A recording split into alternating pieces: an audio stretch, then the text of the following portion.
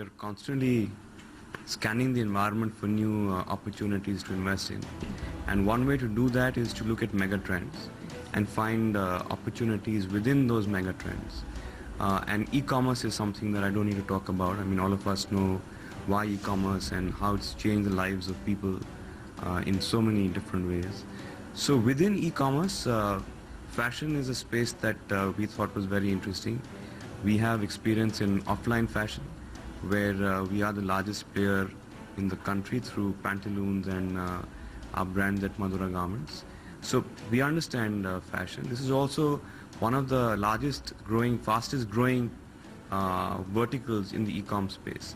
And I believe the estimate is that the market size would be about $15 billion for India in the next 5 years. So it's both, the relevance is both because of our background in the segment, as well as the opportunity that it offers just from an economic point of view.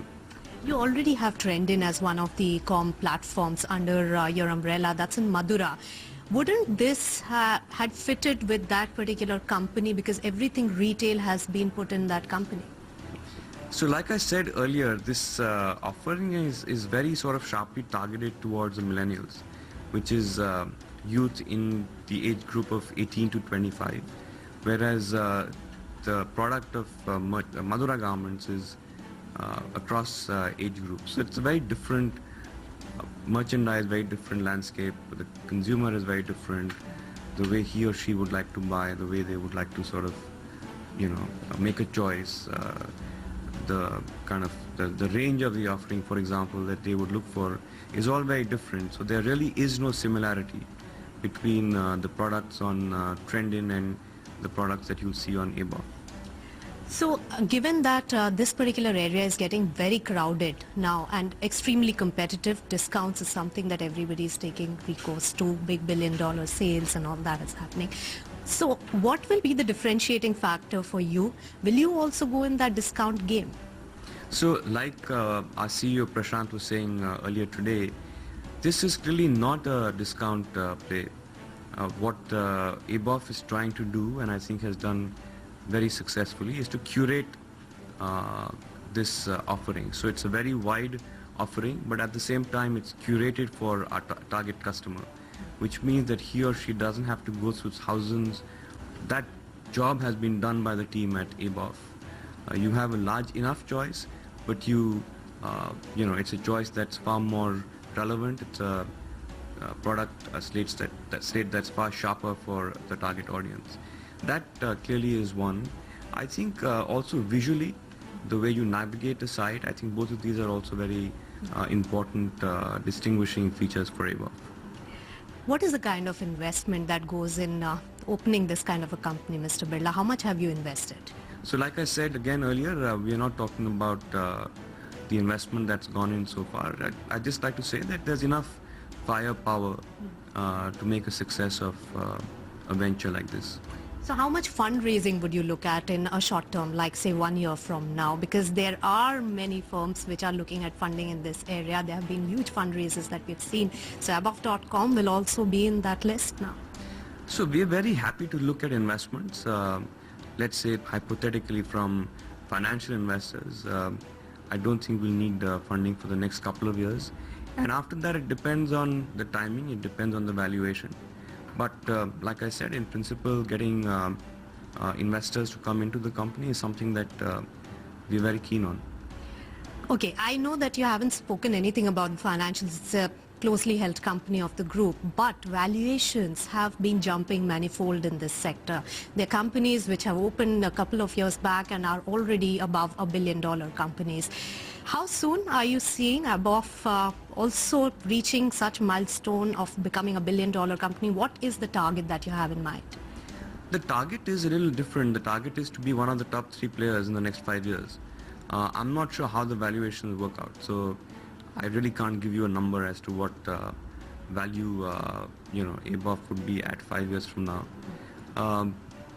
But I think the important thing is to get the product right and the pricing right. Which are the other new age businesses, like you did get into renewable energy space, which are the other new age businesses which are really gathering a lot of your attention of the group's activities as well? So lots on the plate just now, Nisha. So nothing new that we're looking at. I think abof is the latest from the stable, and we're all very excited about it. I would say that a recent trend that has emerged in Birla Group has been from B2B primarily. You have turned into B2C to a large extent with that large retail base that you have built over the last few years. Is this trend going to continue, and how is the focus of the group on the B2B businesses that you're already in, which are your flagship companies? So firstly, B2B is as important. It's still a larger part of the group in terms of share of revenues, for example. But we've had very good successes in the B2C category of businesses as well. So you have Idea in the telecom space, you have our financial products business, which is across several product categories.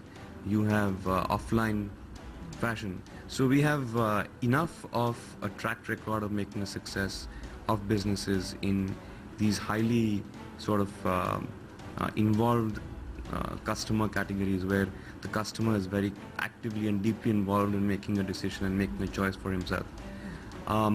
So I think you've seen much more of this kind of business in the last 15 years. The proportion of B2C businesses has increased exponentially.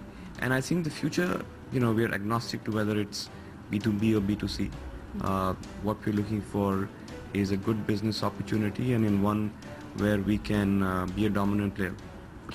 What about the targets that you had set for the group on the whole? $45 billion is the kind of large group that Aditya Birla Group is right now, but $65 billion was your target. Has to some extent the economic headwinds that we have seen derailed some of those targets? What are the new targets that you're working with?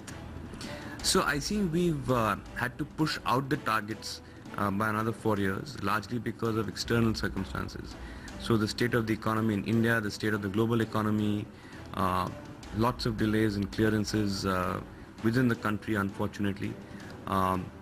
This is in the last 4 or 5 years. Also the fact that the rupee has gone the way it has gone.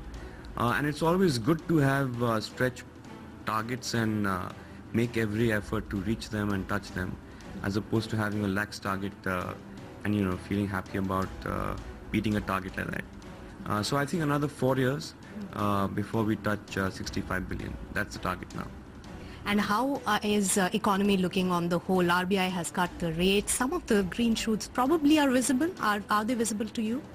I think so. I'm very positive about the economy. I'm very sort of encouraged. I think there's some good stuff that's happened on, let's say, the front of highways, coal, some of the recent policy announcements, the rate cut by the RBI. But I'm pretty sure that all of this will take time to start to show results on the ground, because we have been in a slump for a few years, and to turn around, so to speak, such a large and complex country can't be an easy job for the government. Many policy decisions have been taken by the new government. There has been relaxation in FDI in some of the sectors as well. Any of those sectors lure you at this point for new investments, defense, railway infrastructure? Nothing that I can talk of as of now. So I don't think that the FDI limit really is a deciding factor on whether or not to get into a particular business. So nothing that I can talk about as of now. Aditya Birla Group's Chairman Kumar Mangalam Birla in conversation with ET Now's Nisha Podar just after the Birla Group will launch its latest company online fashion portal abof.com. Kumar Mangalam Birla also chose to open up about the company's own targets of being a $65 billion company by 2015, and that has been pushed by another 4 years. Exclusive interview only here on ET Now. Now moving on